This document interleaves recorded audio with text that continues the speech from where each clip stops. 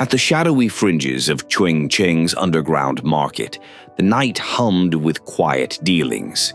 Stalls buzzed with suspicious exchanges, rare elixirs, odd trinkets, and things best not asked about.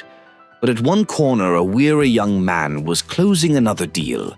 His words were simple but heavy.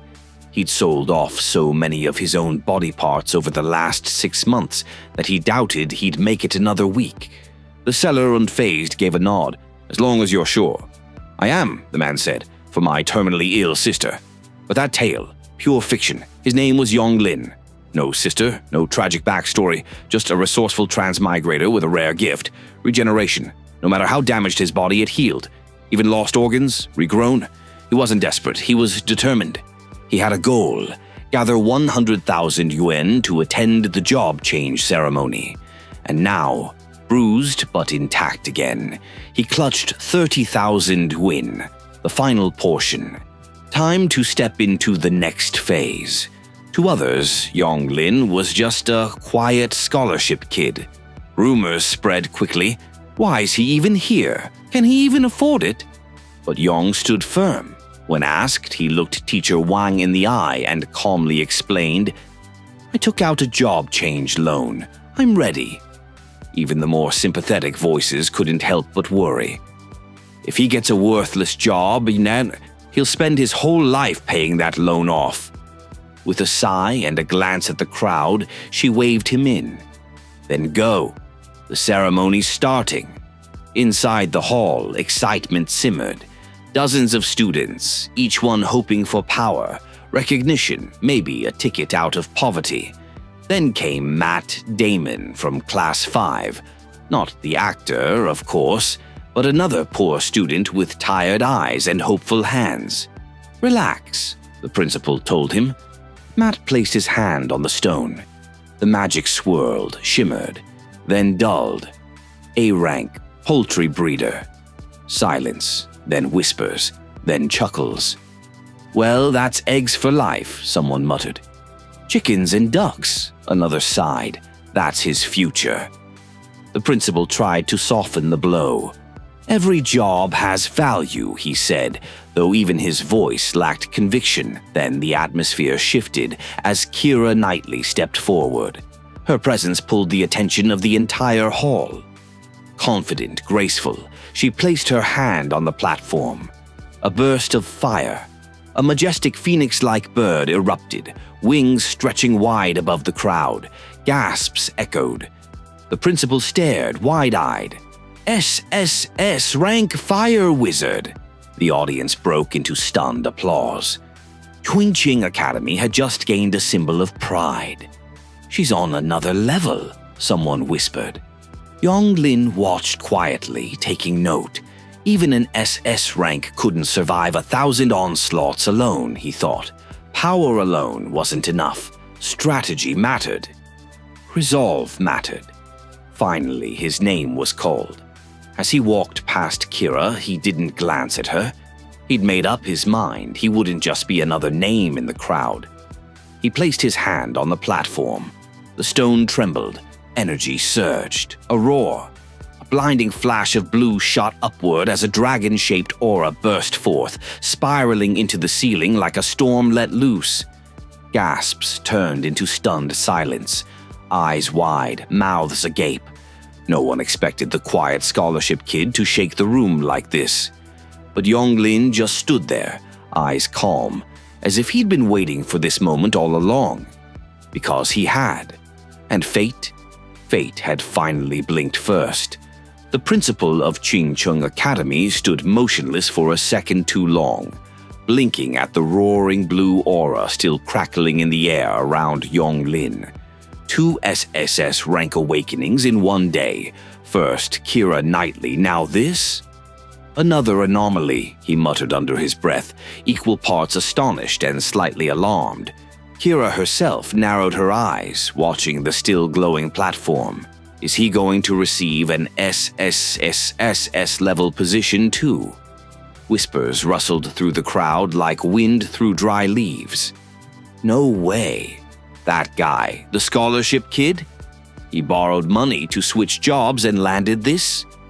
And then came the announcement. Ye Lin has awakened the SSS-rank combat class, Great Forbidden Mage. The principal straightened with pride, voice booming. Today, Chijingcheng Academy celebrates one of its brightest stars.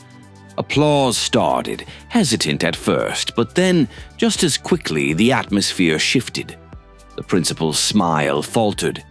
"Wait," he muttered again, squinting at the evaluation screen. "Forbidden Mage." The hall fell silent.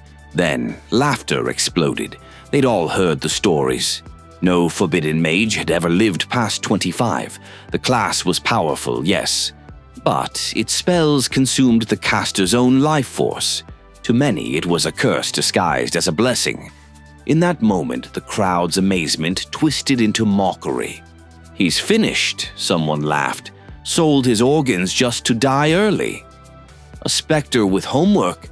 Most useless SSS rank ever."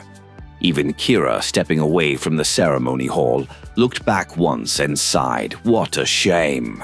Yong heard every word, every jab, every sneer, and yet his face barely changed. He turned to the principal. "Is it really true? No Forbidden Mage lives past 25? The principal, now visibly awkward, tried to soften the blow. "Don't be too pessimistic. As they say, it's better to shine brightly for a short time than to flicker in the dark forever."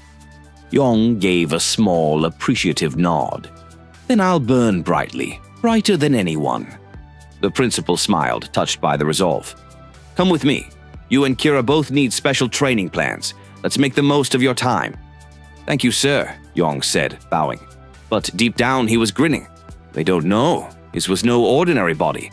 Forbidden Mages burned fast, but he couldn't burn out. Regeneration wasn't just his secret, it was his trump card. The ceremony had left him drained, both emotionally and physically. All he wanted now was to head home and sleep off the weight of the day. But fate wasn't done just yet. Kira Knightley intercepted him at the academy gates. "Join my team," she said bluntly. "You'll burn out faster if you fight alone." Her tone wasn't cold, just calculated, honest. "This isn't out of pity," she added. "I just don't want to see you waste yourself." Yong blinked. "That was almost nice." He gave a polite shake of the head. "I appreciate it, but I'll pass. For now." Kira shrugged, walking off. "Waste of good advice, ghost boy. Do whatever you like." Yong stood there, slightly stunned. Ghost boy. Before he could process that nickname, a group of punks stepped out from the shadows of the gate. "Well, well," the leader smirked, "if it isn't our new superstar." They weren't just random bullies. They were part of the campus crowd that disliked anyone stepping too close to the G family, especially someone like Yong, who was definitely not born into privilege. "You think someone like you gets to talk to Kira?" One sneered. "You've got guts." Yong sighed, rubbing his temple. "I just want to go home." "Home?" The punk laughed. "You mean that little 10-square-meter box you sleep in?" Yong didn't respond. "You should call me Dad, and maybe I'll get you a job. G Group's looking for janitors." Yong looked at the guy for a moment. No anger, no panic. Just tired. "I'm not calling anyone Dad," he muttered, "and I'm really too exhausted to care." "If you land that security job at G Group," one punk sneered, "you better start bowing to Yi Shane now." Another chuckled. "Hey, once you're paid, maybe buy some incense sticks. For your dead orphanage family." That last line hit harder than they realized. The laughter that followed wasn't just mocking. It was cruel, loud, and thoughtless. Ye Lin stood frozen, his fists trembling at his sides. Words came like knives, sharper because they didn't even know how deep they cut. One voice jeered, "Guess it's your family wasn't qualified enough to live, huh?" A quiet fury was building. Yong's gaze lifted, eyes now burning with something far more intense than anger. "This," he muttered, raising his hand, "this is all that you brought about." The air shifted. The punks stopped laughing. "Wait!" You're not seriously gonna...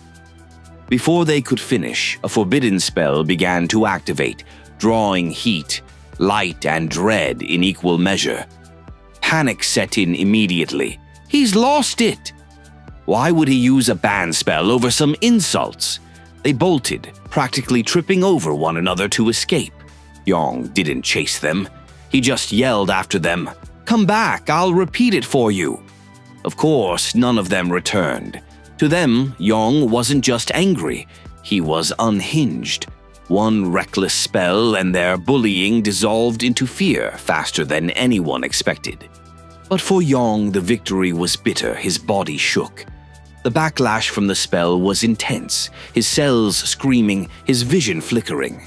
From a nearby rooftop, Kira Knightley watched in silence. "He really cast a forbidden spell," she whispered. She turned away, her judgment clear. Someone who would risk their life so easily, even with an SSS rank, wouldn't last long. To her, Ye Lin didn't seem worthy of standing beside her after all. At home, Yong collapsed into bed. He glanced at his system window through blurry eyes. There it was, the familiar list of magical exchange costs. A bladder for thunder, a lung for flame, a heart for purple lightning. And then... the final option. Chaos Divine Thunder, a spell that would burn even his immortal regeneration to ash. A wave of pain hit him, his regeneration faltering from the strain. He blacked out, falling into sleep deeper than exhaustion. Elsewhere, in the polished halls of a private residence, Ji Shane wasn't laughing. "He made a fool of me," Shane muttered, eyes burning with resentment. "Bring someone. We're taking him down. Stop!" The figure before him was calm, older, and unshaken. "You clearly weren't listening to your father's lessons. You don't kill a forbidden mage." "Why not?" "Because you don't need to. He's poor, reckless, alone. All you have to do is wait. Use your strength, your influence. Take advantage of what he protects. That's how you win." Shane fell silent, taking it in. The next day, Qingqing Academy buzzed with news. An inter-school trial exam was coming. A vibrant poster on the gates welcomed students and teachers from nearby academies. Yong showed up late, still groggy from the prior night's damage. His steps were slow, but the stares were fast. Everyone had heard something. Is that him? The one who used a forbidden spell? Did he really scare Shane off? Then suddenly, loud and clear, someone called out, "Good morning, big bro Yang. Had breakfast yet?" It was Shane. Yong stopped cold. "Oh, are you trying to poison me?" Shane grinned and held up a warm breakfast box. "Yeah, I brought this to thank you." "For what?"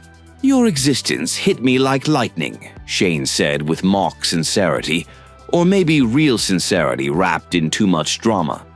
"I realized I've been wasting my life. You gave me clarity." Yong narrowed his eyes. "Cut the nonsense. What do you really want?" Without a trace of sarcasm, Shane dropped to one knee.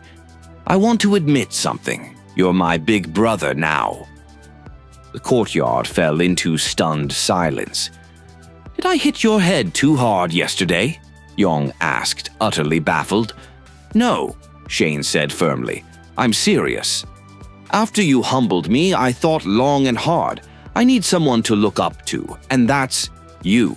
Well, if I'm your big brother, shouldn't you be paying tuition?" Shane, ever eager to prove his sincerity, nodded. Of course. Just give me your account number. I'll transfer it right away." Without hesitation, Yang recited his digits. "Send over 2 million. That's the initial fee." Shane froze mid-click. 2 million? Yang tilted his head innocently. "What? Too much?" Shane, regaining composure with the grace of someone to be trying not to look broke, forced a smile.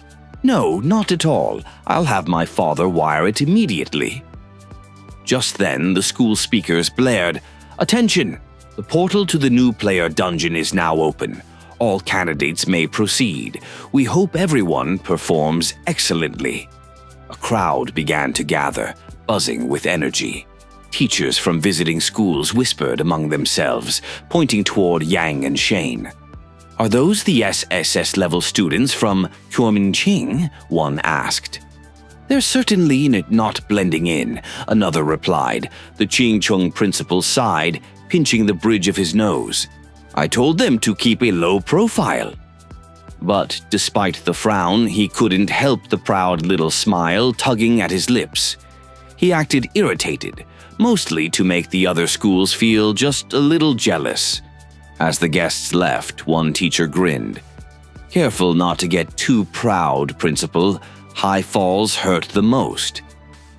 Inside the academy grounds, the portal pulsed with light. One by one, students prepared to step in. Just before entering, Keira Knightley approached Yang again. "Want to partner up?" she asked. Yang declined with his usual polite firmness. "I'm fine on my own." Keira raised a brow. "You're either too confident or just planning to die young." Without another word, Yang turned and entered the portal. The teleport dropped him into a strange clearing. Empty, silent. "Random drop?" Yang muttered. "Figures." From the bushes, a creature pounced. It was a small spotted cat, leopard-like but hardly threatening. "Well, let's see how you do." With one swing, it was over, plus 10 XP. Yang stared at the number flatly. 10 XP. I traded a kidney for this. Frustrated but undeterred, he wandered deeper and was quickly surrounded by a full pack of monsters. "Finally," he grinned, "a proper test." He activated Burning Reincarnation. A blazing aura enveloped him. Power surged through his limbs. His speed, strength, and spirit doubled. Even he had to admit, the transformation felt dangerous. With one strike, he tore through the crowd. His movements were too fast to follow, a blur of fire and lightning. Monster after monster fell before they even registered the attack, but after a minute the toll on his body was clear. He felt the strain creeping in. His regeneration, though powerful, couldn't take endless punishment. To play it safe, Yang cancelled the spell early, muttering, "Let's not expose too much." He dropped to the ground and activated Immortal Reverse Life, sacrificing his own hand. Pressing his remaining palm to the floor, he etched a glowing symbol. World Ender, Extreme Thunder. A blinding surge erupted. Wolves, 30 XP, two-headed snakes, 50 XP, iron scorpions, 60 XP, centaurs, bees. Wave after wave fell. The field turned to charred ash. Then came the alert, level up, level 3 achieved, new forbidden spell unlocked. Infernal fire burnt sky. Elsewhere, Keira Knightley had just entered the portal herself. She stopped abruptly. The entire landscape was scorched, blackened earth, smoke curling in the air, and dozens of defeated monsters lying in silence. Her eyes narrowed. What happened here? Then she spotted a lingering flame. She knew it immediately. Infernal fire. But only she had that kind of magic, or so she thought. "How is this possible?" she whispered. The air was still, the scent of scorched earth clinging faintly to the wind. Keira Knightley stood quietly for a moment, eyes narrowed at the distant sky. A massive pillar of black smoke curled upward like a warning flare. It wasn't natural. She felt the fire magic in it. Potent, untamed, maybe even stronger than her own. That shouldn't be possible. Her gaze hardened. Xing Chang was known to hide secrets, abilities others weren't meant to see. Whoever triggered that fire was no ordinary student. Keira clenched her fist. "I will find whoever did that." Not too far away, Young lounged by a modest campfire, skewering slabs of tender, three-eyed magic pig. The meat sizzled over the flame, and he let out a soft sigh of satisfaction. The earlier battle had drained him, and this impromptu barbecue was more necessity than luxury. One bite, chew, pause, eyes closed in delight. "This might be the best pig I've ever had," he murmured, "even if it did try to bite my leg off." His moment of peace, however, ended abruptly. "What are you doing here?" came a sharp voice. Young flinched internally. Great. Kira Knightley emerged from the trees, arms crossed. Of all people, this was the last one he wanted to see. "I'm eating," he said flatly, not even bothering to stand. "Roasted something I found." Kira didn't waste time. "I told you, Forbidden Mage jobs aren't meant to solo grind. You'll regret this path." She waved a hand dismissively as she started walking past him. "I'm not here to team up. I have work to do, so don't follow me." Young raised a brow. "I wasn't. You were the one who showed up here." She stopped, blinked. "Well, whatever." Then, as if she just remembered something important, she turned. "I need to ask you something." He blinked. "Go ahead." "There's someone I'm tracking," she said seriously. "They used a fire spell unlike anything I've seen. Infernal fire." Young's expression remained still, but his mind raced. "She's on to me." Feigning ignorance, he shrugged. "Never heard of that, but I did see a guy earlier. Real handsome. Walked off that way." He pointed in a random direction. Kira narrowed her eyes, then gave a small nod. "Shh. If it weren't for you wasting my time earlier, maybe I'd have caught him already."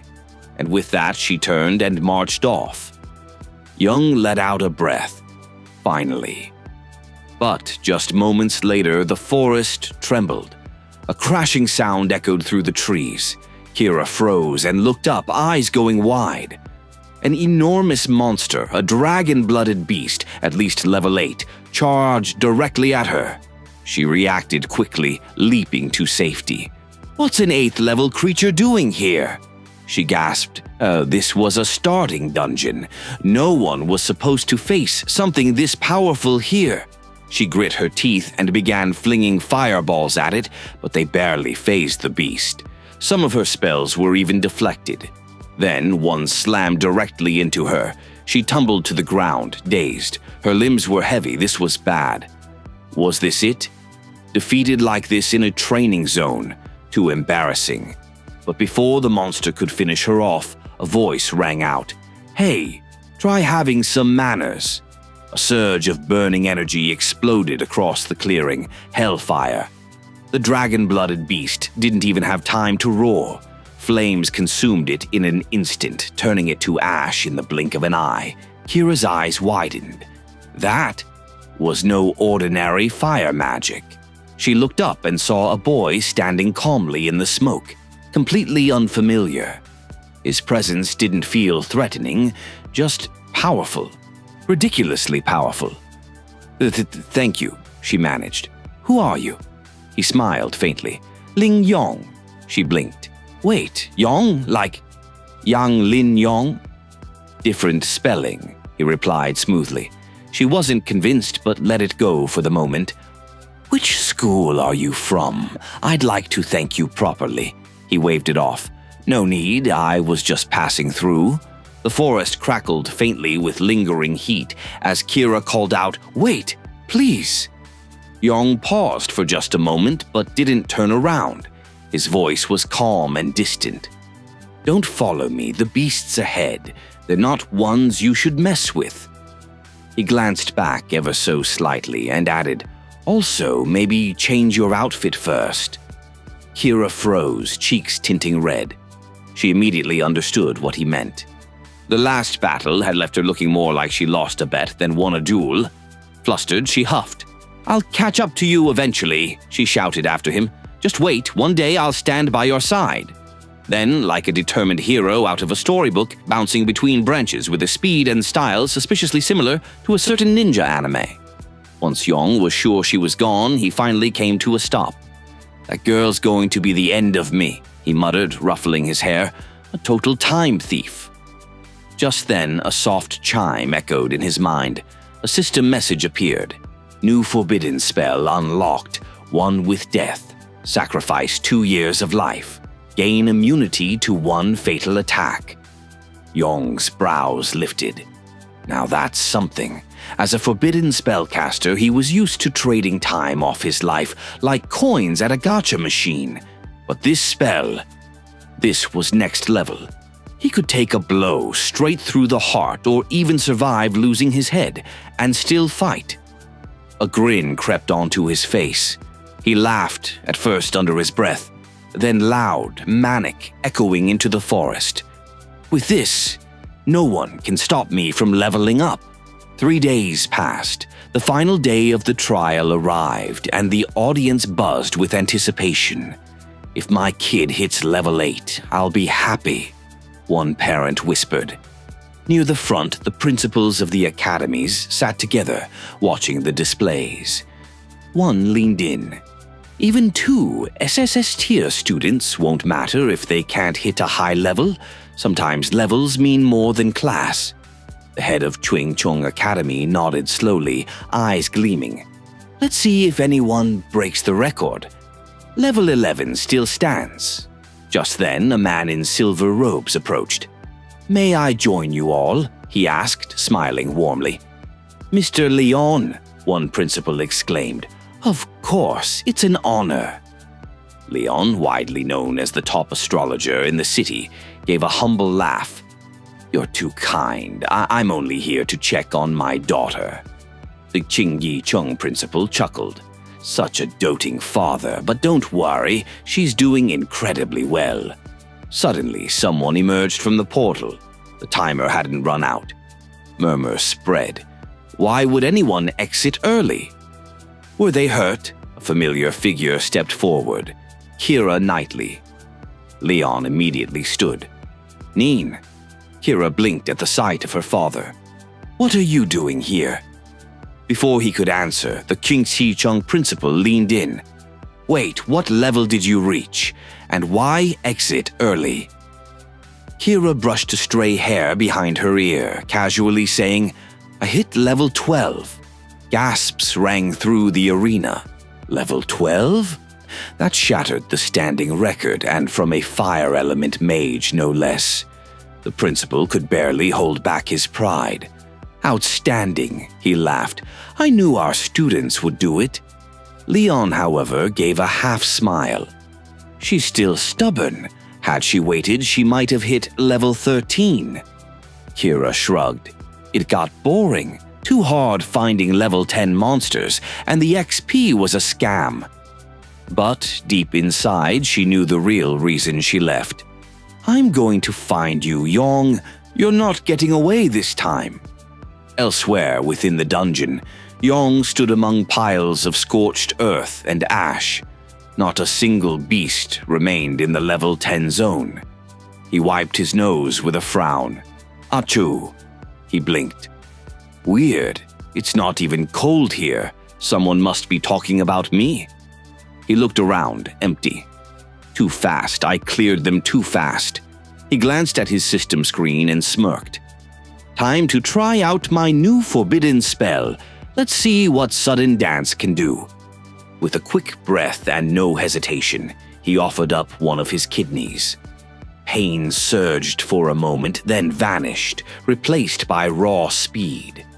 10 times his natural agility, even a level 50 assassin would seem sluggish in comparison.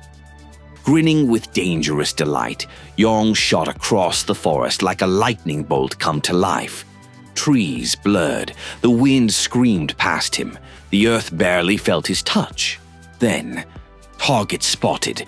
3-headed cyclone mantises, notorious for their erratic movement and sharp wind blades. To most, a nightmare. To Yong, just training dummies. He didn't plan to waste time.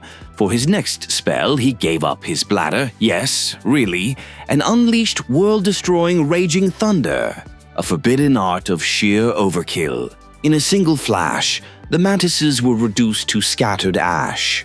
Outside the portal, students were beginning to return. Some stumbled out, wide-eyed and pale, others crying quietly, clinging to life and sanity. This trial had pushed everyone to their limits. Kira Knightley stood tall among them, eyes locked on the portal's shimmer. Her arms crossed, her foot tapped. "Where is he?" she murmured. "He has to come out soon." With just 5 minutes left on the clock, the academy instructors began guiding students back to their school sections. It was nearly over.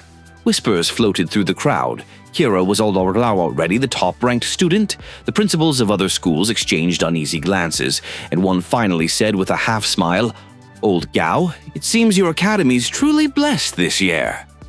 Principal Gao nodded but remained quiet. His thoughts were elsewhere.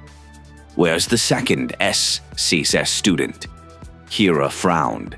"Did I miss him somehow? That doesn't make sense. I've waited the whole time." Just then, another figure emerged from the portal. The silhouette looked familiar. Too familiar. She narrowed her eyes. It's him. But as the figure stepped out, her expression fell. It was Yong, yes, but not the mysterious, powerful figure she had built up in her mind. No grand entrance. No aura of triumph. He simply strolled out and muttered, "Time's up, so I left." "Is there a problem?" Kira blinked in disbelief, her disappointment written all over her face. "Don't even talk to me, just go." Yong raised a brow, baffled. Wasn't planning on chatting anyway. Then Principal Gao approached. "Well?" he asked calmly. "Oh, what level did you reach?" Yong replied in a flat tone. "Level 16. The world stood still. Students, instructors, even other principals went dead silent. "Level 16, someone whispered. "That can't be right. The previous record was level 11. Yong had shattered it, obliterated it." The math spoke volumes. To reach level 16 from level 1, one needed 12,000 experience points. The most powerful beast in that trial, a level 10 monster, offered 100 XP. That meant Yong had defeated 1,200 of them. It was absurd. Impossible. And yet, here he stood. Principal Gao smiled faintly, arms behind his back. "Magnificent. Qing Cheng Academy is proud of you." Even Leon, standing beside his daughter, nodded with rare approval. "Impressive work, young man." But Kira didn't share the sentiment. She raised her voice, cutting through the moment. "Of course he did. He's a forbidden spellcaster. Anyone who sacrifices their own organs and years of their life just to power through would level up quickly." The room changed again. Murmurs broke out. "He's one of them. No wonder. Crazy. Reckless." The other principals now understood. Forbidden spellcasters often lived fast and rarely long. Many didn't even make it to their 25th birthday. Yong's pace? At this rate, he might not make it to 20. Some chuckled, dark humor masked by discomfort. He traded his life for bragging rights. That's just foolish. "Why would you allow this?" one asked sharply. "Did you push him to do this? For the Academy's reputation?" Gao's eyes turned serious. "Absolutely not. I would never gamble with a student's life. Yong made his own choices." He looked towards Yong, who stood quietly, not basking in any glory, just watching, thinking, waiting, and the others, one by one, fell silent again. "No one forced me," he said, calm yet resolute. "I chose this path myself. I came from a family where we didn't have much. People always looked down on me like I didn't belong. But now, I finally got a chance to rise. Even if I push myself to the limit, even if I burn out at my best, I won't regret it. I want the entire country to know I can do this." The crowd was silent for a beat, and then applause. Leon stepped up, clapping enthusiastically, his expression impressed and even a little proud. "Now that's what ambition sounds like," he said. "Whether anyone wants to admit it or not, you're the top-ranked student of this novice secret realm. Number 1 without question." He handed Yong a sleek silver-edged card. "I'm Leon Knightley, Kira's father. If you ever find yourself in need, give me a call." But Kira Knightley did not look pleased.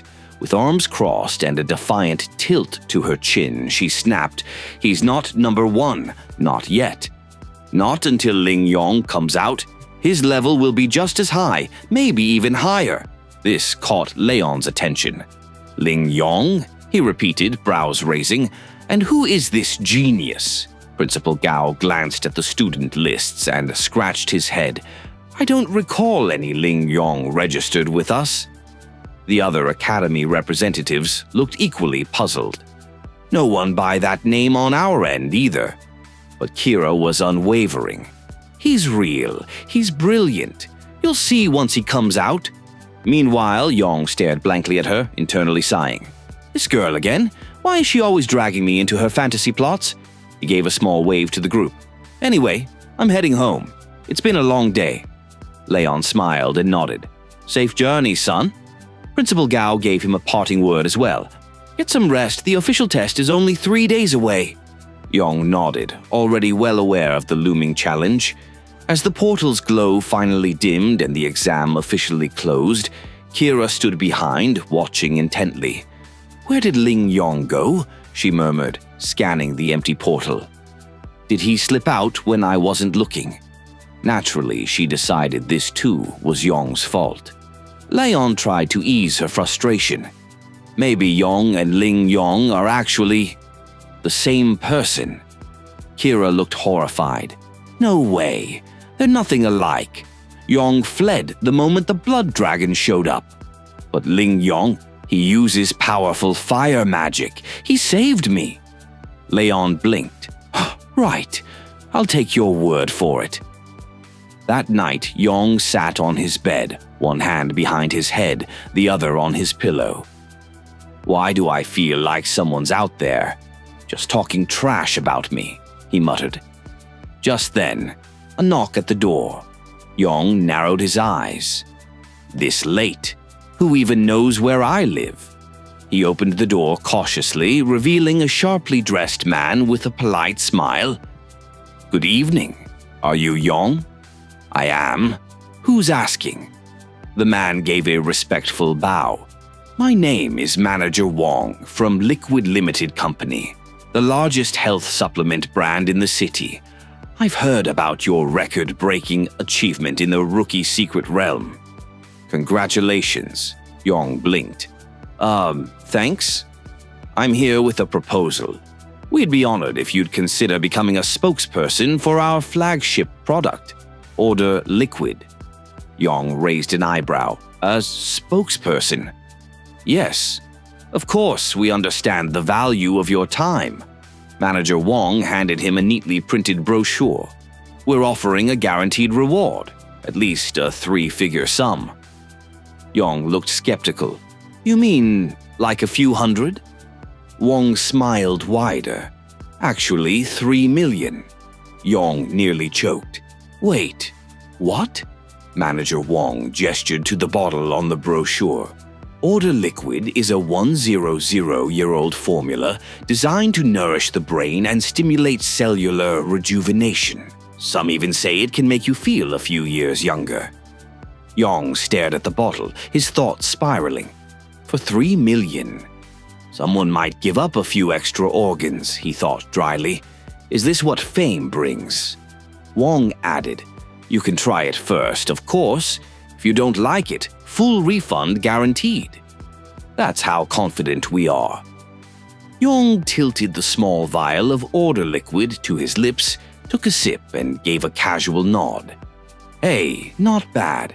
Tastes kind of like minty honey." He blinked, the world tilted, his legs wobbled, and then thud. He collapsed. Manager Wong's smug smile flickered briefly before he pulled out his phone and made the call. "It's done," he said flatly. "Didn't even need the backup plan." Kid drank it willingly. Absolute fool.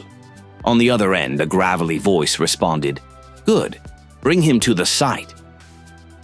Not long after, a dimly lit warehouse on the outskirts of Qingqing stirred to life. Outside, a few drifters warmed their hands by a crackling campfire, unaware or perhaps unconcerned about what went on inside. Manager Wong made the drop-off and returned to report. "Boss, the kid's in. But mind if I ask something?" He hesitated. "Why go through all this trouble for just one student?" The boss's voice turned cold. "Stop asking questions you shouldn't. Go take the front watch. No one comes in without my word. If someone does, handle it." Understood. Inside, Yong lay motionless. The warehouse's dim lights flickered above as the boss approached, curious. But the moment he checked Yong's condition, his eyes widened. Shock, awe, disbelief. "He regenerated everything," the man whispered, leaning in closer. "Coronary vessels, pupils, kidneys, stomach, everything. Everything's grown back." He stared, stunned. "Impossible," he muttered. "He gave up all these organs, and yet..." And then came the laugh. It started low and grew louder, echoing through the space. "If I can unlock the secret behind this, no one in this world would dare stand above me. Not nobles, not kings. I'll become..." But the laughter stopped short. Because Yong was now sitting in a chair, awake and completely calm. The boss froze. "You're awake?" Yong stretched his neck. "You've got a comfy chair. Didn't think I'd wake up here, though." The boss fumbled for a blade, eyes narrowing. "Well, if you're up, there's no point pretending. Just surrender quietly. Maybe I'll let you keep your legs." But Yong's eyes locked onto the man, and in that moment, he understood. This wasn't going to be easy. He could tell the boss wasn't an amateur. Level 20, a fellow job changer. Yong couldn't afford to start a fire, not in this place, so instead he whispered a spell known only to the daring and the reckless. "Eye of Eternal Frost." A painful surge shot through him as one of his eyes clouded over and vanished from sight. A chilling aura burst outwards. Everything froze. The ground, the air, even the breath in the boss's throat turned to frost. He slashed with his blade, but it snapped like glass. This is insane," the boss gasped. "You're level 16. This shouldn't be possible." But there was no answer. Just Yong, who rose from his seat, expression unreadable. "Who else knows about my regeneration?" The boss grunted. "No one. I swear. That knowledge. I'd never share something so valuable."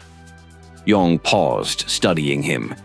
Then, with a swift motion, he delivered a devastating punch. The man's head cracked from the impact, and his stunned eyes went dark. Yong stood over him in silence.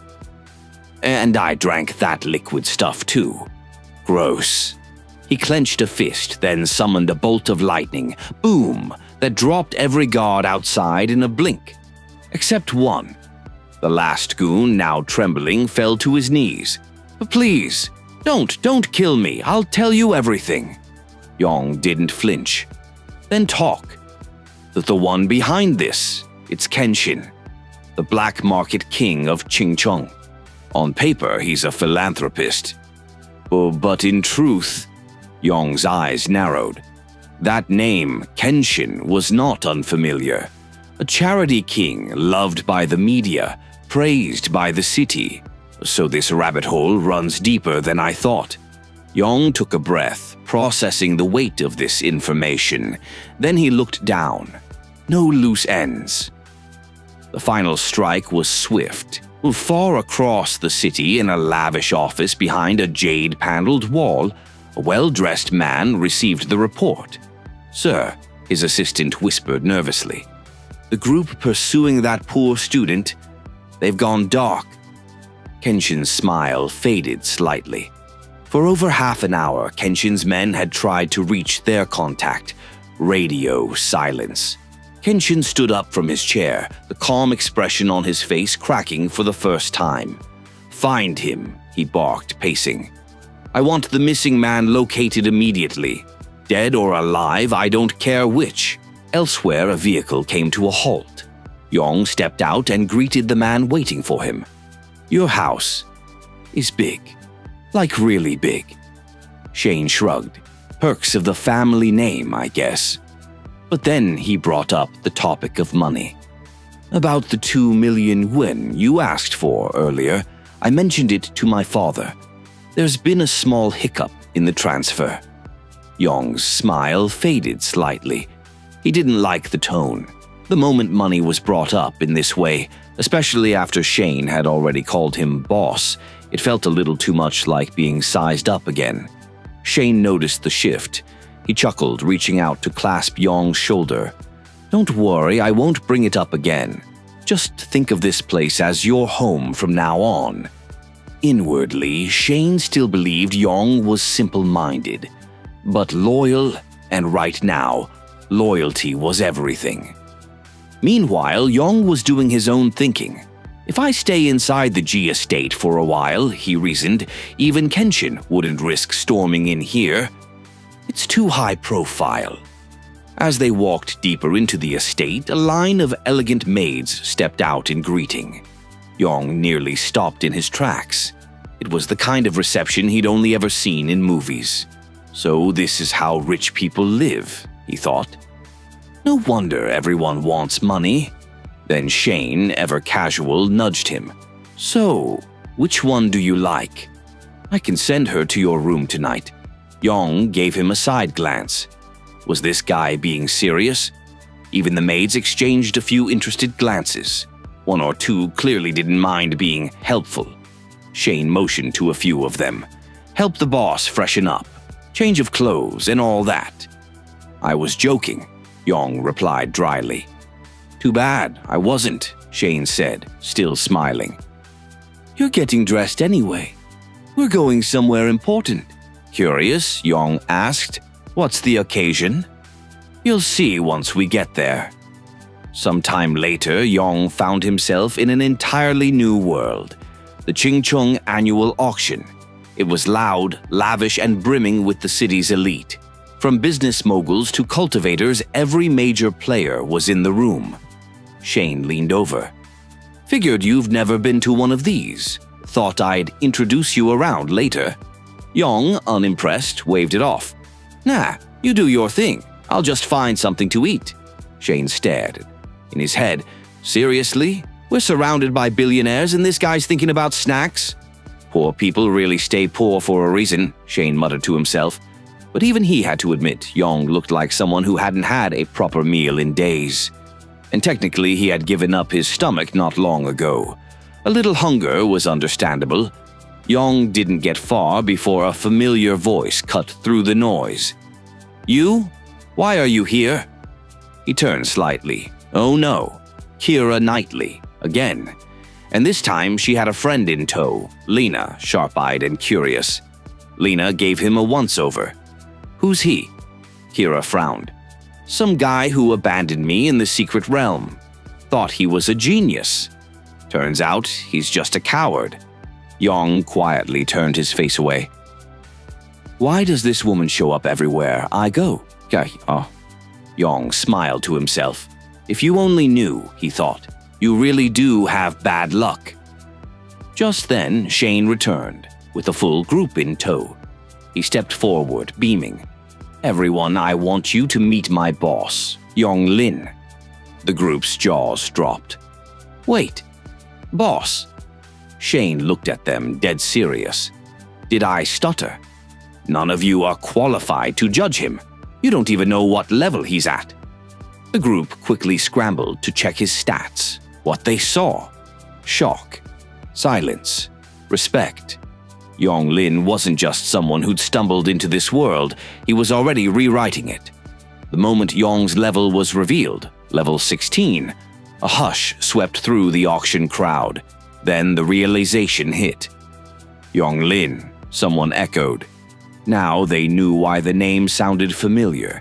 He was the top-ranked player in this season's Rookie Secret Realm. That alone left jaws hanging. After all, most of them had only reached level 6 at best by the time they exited the realm. For someone to reach level 16, it bordered on impossible. Yong, ever modest, raised a hand and offered a calm smile. No need to be so surprised. I just had a bit more experience. That's all. Then, with a small sigh, he added, Honestly, if I could have gone outside the city, I'd have taken you all with me, could have leveled up together, and scored better in the final exam too. That single statement turned the mood completely. One by one, the others instantly piped up, offering to join Yong on his next outing, eager to catch up. But Shane quickly waved them down. You all know the rule. No student is allowed to leave the city before the final exam. Yong already knew that, but he also knew something they didn't. The final exam would take place outside the city, so when that time came, they would leave, and he could help them level up then. Still, there was one issue. Yong was strong, yes, but he had no equipment. Shane grinned confidently. That's easy. Don't worry. Just take me along when you level up, and I'll buy you whatever you want at today's auction. Yong raised an eyebrow. Are you serious? Shane placed a hand over his heart. Dead serious. Anything that helps you crush the final exam. My dad will support it. The auction began shortly after. A woman in a flowing blue dress stepped onto the stage. Welcome everyone, she announced. I am King, and on behalf of the Shinball Auction House, I hope you all leave today with something truly special. She pulled the cover off the first item. An epic tier fire element skill scroll, perfect for any mage. Starting bid, $50,000, minimum raise, $100,000. Bids shot up like sparks, $50,000, $80,000, $120,000. Within seconds, it had climbed to $600,000. And then a calm voice cut through the noise. 3 million, said Leon. The room froze. Yong instantly understood. That scroll was for Kira Knightley, a fire element awakener, and her father wasn't holding back. He leaned back slightly, thinking to himself, this is how different life is when you've got deep pockets. Instead, Yong turned to Shane and said, You're an A-rank swordsman. If any skill pops up that fits you, you should get it. Might save your life someday. Shane nodded solemnly. Message received. The second item was revealed next. A ring that boosted spiritual attribute by +30 and had a passive skill called Dragon Blessing. Opening bid $2 million with increments of $100,000. The room lit up again with eager bids. $2.5 million, $2.80, $3.1 million. Yong immediately leaned toward Shane. This one's worth it. Shane nodded and quietly messaged his father. Ye, the family head, didn't hesitate. $8 million. From his perspective, it was a solid investment. Helping Shane secure a place in a top school was worth by any price. And besides, in a few years when Yong was likely gone, the ring would return to the G family anyway. Just then, a new voice joined in. 10 million. The room turned toward the source. It was Kenshin, the elusive king of the Qingcheng underworld. He offered a courteous nod. President Yi, a pleasure. Yi was stunned. Why would Kenshin show up here? He wondered. Yong noticed too. He kept his head low, heart skipping a beat. If Kenshin recognized him, things could spiral fast. Kenshin's gaze sharpened as he leaned toward Yi. One of my men was attacked recently. He was last seen near a certain warehouse. And that same night, a car from your estate was spotted nearby. Know anything about that? He blinked, clearly caught off guard. I don't know anything about that. But Yi wasn't about to look weak, especially in front of Kenshin. So he raised the bid again, $12 million. Kenshin grinned coolly. Good, I like a challenge. Then, without turning, he whispered to an assistant. Was it confirmed that the car near the warehouse was from the G estate? The assistant nodded. Yes, it returned to their villa that same night. Kenshin's eyes narrowed, the confirmation stinging more than expected. His voice, cold and sharp, cut through the quiet air. If the G faction wants war, then they'll get it. But even in his fury, he warned his men, Don't come questioning me later when things get messy. I won't hold back. Back at the auction, the Emperor Dragon Ring was officially transferred to Yong. Its gleaming gold band pulsed faintly with energy as it settled into his hand. Ga smiled warmly. Do you like it? Yong nodded sincerely. I do, thank you, Uncle Ji. Shane, still adjusting to the whiplash of events, leaned closer. Who was that guy earlier? Yi's smile faded a little. Kenshin, the king of the underground. Always wanted to clean up his image, step into the business world, but now he's dipping his fingers into our affairs. Yong, casually slipping the ring onto his finger, added, with a company this big, it's only natural to attract some unwanted guests. Best we stay alert. He agreed, his expression thoughtful. As soon as the ring settled on Yong's hand, he felt a subtle surge of energy. The +30 spiritual attribute was noticeable, but what caught his attention most was the passive ability, Dragon Blessing. A +10 to luck. He blinked in pleasant surprise. Now that's interesting. Turning to Yi, Yong reassured him. Even if I have to carry Shane on my back, I'll make sure he gets into a top school. Uncle Ji chuckled. No need to be so serious. You two are like brothers to me. And if you need anything more, just say the word. Shane, clearly tired but grateful, grinned. Thanks, boss, really. Later, Shane pulled Yong aside and spoke with more honesty than usual. Because of you, my dad was willing to invest so much. So now it's your turn. What gear do you want? Anything you pick? I'll get it. Yong looked over the collection of equipment on display. Azure Thunder Ring, +15 spiritual attribute, lightning skill boost, +20%. Molten Moon Necklace, +200 spiritual power.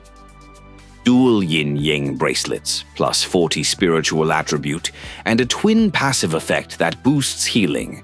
Yong's eyes scanned the items. Not a bad haul at all, he thought. The ring for more power, the necklace for raw output. But the bracelets stood out. Their twin effect wasn't just helpful, it could help disguise the truth about his body's condition.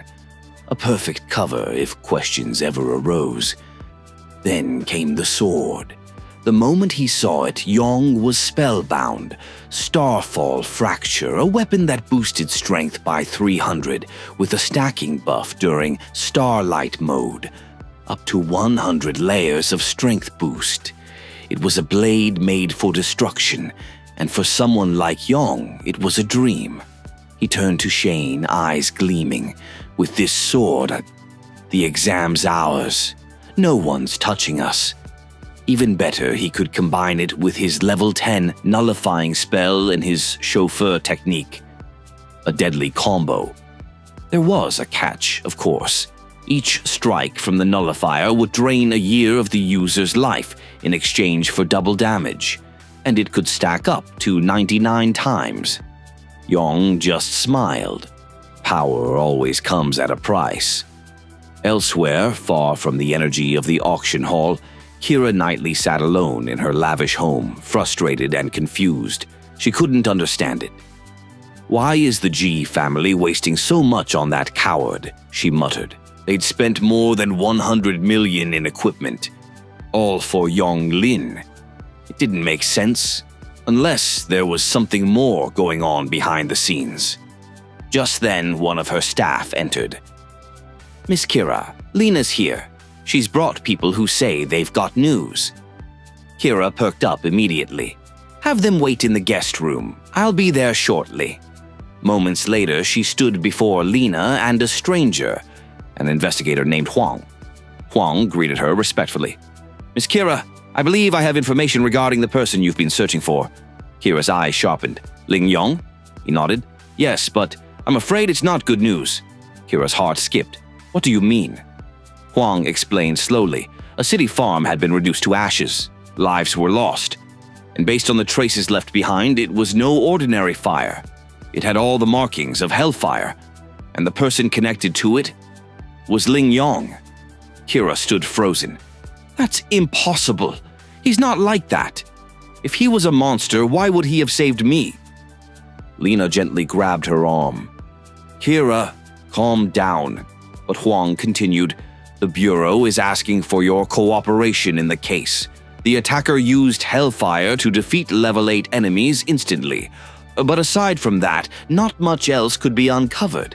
Kira looked away, heart torn between instinct and reality. Her memories of Ling Yong didn't match what she was hearing. Still, part of her wondered, was the boy who saved her really who she thought he was? Or was he something else entirely? The mood in the room shifted the moment Huang leaned forward, his voice steady. There's one more person of interest. Do you know someone named Ye Lin? Kira's brows furrowed. Ye Lin? Of course I know him. Why? Huang gave a brief pause, then dropped the bombshell. Our investigation suggests that Ye Lin may be Ling Yong. Kira's face went pale with disbelief.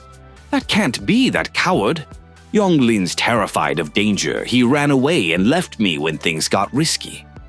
There's no way he's Ling Yong. And Hellfire? Please. He probably can't even light a match. But Huang, keeping a measured gaze, asked calmly, Are you sure about that? Unknown to Kira, his lie detection skill had been active the whole time. Kira nodded with conviction. I'm the only one who's seen Ling Yong up close, and I can promise you, Ye Lin isn't him. Internally, Huang noted the results. No signs of deception. He stood satisfied. Thank you, Miss Kira. That will be all. If you do hear anything new, please call me immediately. I will, Kira replied, still shaken. Elsewhere, under the glow of starlight, Yong looked at Shane impatiently. Hurry up, will you? Where are we even going? Shane grinned. I told you, a place where you can really test that new gear. They arrived at a discreet training facility. At the desk, a friendly receptionist looked up. Are you here for practical training? Shane nodded. Yes, my boss wants to try his new equipment. She glanced at them. Your levels? Level 16, Yong replied. She tapped a few buttons. All right, I'll prepare a training room for level 20 and below. But Yong tilted his head. Can you get me one for level 40 and below? She blinked. Are you sure? Yong simply nodded. After a moment of hesitation, she complied. I'll arrange it immediately. Inside the private training room, no cameras, no interruptions, Yong unsheathed his new sword. The air grew heavy. With a focused breath, he activated his life sword and unleashed the burning reincarnation curse. One swing, thousands of training puppets shattered like glass. Another cursed strike, more destruction. He paused, then decided to try a few more forbidden techniques. Outside, loud crashes echoed through the hallway. The receptionist blinked, mildly alarmed. Shane gave a sheepish smile. He gets enthusiastic before exams. The receptionist tried to laugh it off. Well, with that much energy, he'll definitely ace them. Moments later, Yong exited the room, sweat on his brow, but a small, satisfied smile on his lips. I'm done. I'll rest now, he muttered, then looked at the receptionist. By the way, if I broke anything in there, do I have to pay? She scoffed, assuming he was joking. If a level 16 trainee actually damages a level 40 room, we should be paying you. Yong chuckled. Fair enough, let's go, Shane. But behind them, the receptionist stepped inside and promptly let out a high-pitched scream. The room was an unrecognizable wreck. That same night at the GI family estate, shadows moved. Guards stationed outside suddenly collapsed, one after another. Inside, Ye looked up, concerned. What's happening? Before he got an answer, the door burst open. One of his men stumbled in, bloodied. Sir, run! But the warning was too late. A blur of movement, and the man was struck down violently. Kenshin entered, calm yet lethal. Ye pulled a gun instinctively, but it was slapped away in a flash. Kenshin stepped on Ye's chest, smirking. A gun. Really? Against an awakened? Foolish. Another of Kenshin's men approached. "Boss, we didn't find the targets." Kenshin looked down at Ye, his tone colder now. "So, you helped them escape, did you?" Ye gritted his teeth but said nothing. "No matter," Kenshin said, standing. "We'll take him. Let him live a little longer." His voice echoed as they dragged Ye away. Meanwhile, Yong and Shane approached the house. Something fell off. "No lights," Shane muttered. "Did the power go out?" Yong sniffed the air and his expression darkened. "Blood." Without hesitation, he ran forward. Shane followed closely. They stepped inside and froze. Bodies everywhere. The once safe home had become a scene of chaos. The scent of smoke and iron clung to the air. "No way. This isn't my house. This can't be." Shane's voice cracked with panic. Yang, steady despite the grim scene, kept a hand on his sword. "Stay alert," he said. But Shane had already darted off, shouting, "Dad, Uncle Fu, where are you?" Yang scanned the room calmly, eyes catching a note pinned under a small blade on the table. He picked it up and called Shane back. The younger boy rushed over, breathing hard. Yang read the message aloud, voice low but firm. "If you want to save your father, bring Ye Lin to the subterranean black market. For every 6 hours you waste, I'll send a piece of him." Shane's eyes burned with fury. He clenched his fists. "Kenshin, I swear I'll tear him apart." But Yang shook his head. "This happened because of me. I'll deal with it." Shane glared at him. "I'm coming too. I have to." Before he could say more, Yang moved in a blur, one light strike to the neck. Shane collapsed into Yang's arms. Yang laid him gently on the bed, brushing a hand across his shoulder. "Have faith in me, Shane. I'll bring him back."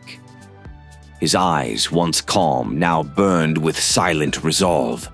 In the dead of night over the rooftops of Qing City, Yang moved like a shadow. Below, the black market district buzzed with quiet menace.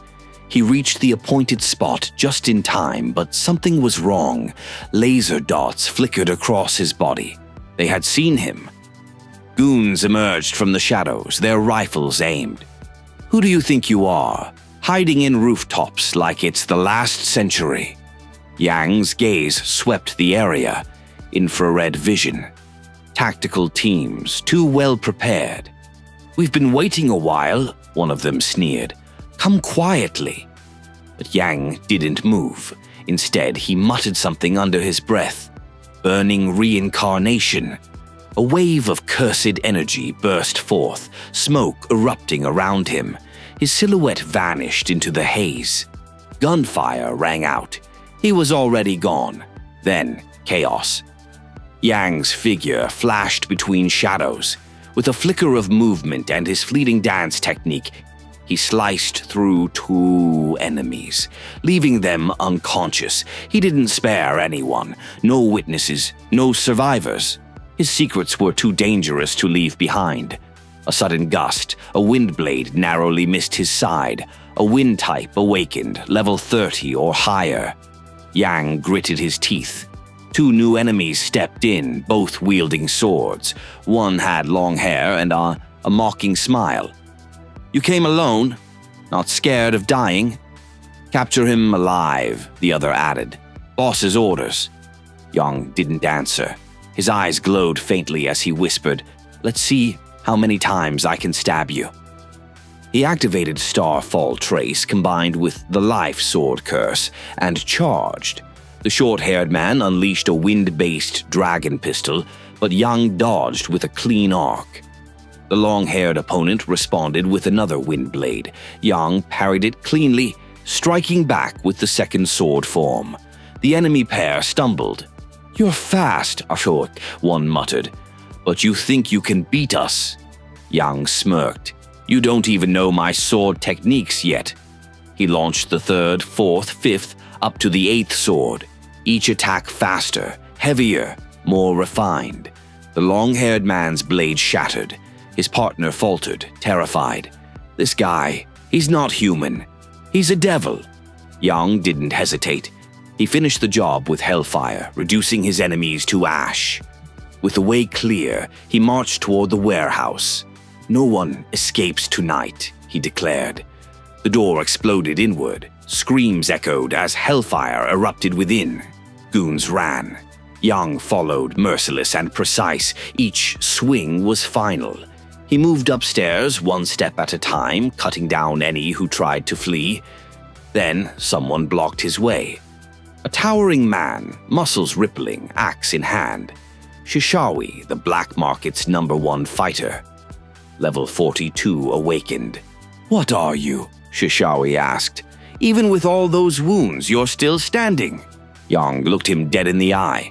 "Put that axe down and I'll tell you." Shishawi grinned. "No need. I'll cut you apart and find out myself." He charged. The floor shook with each step. Yang didn't flinch. He raised his sword once more.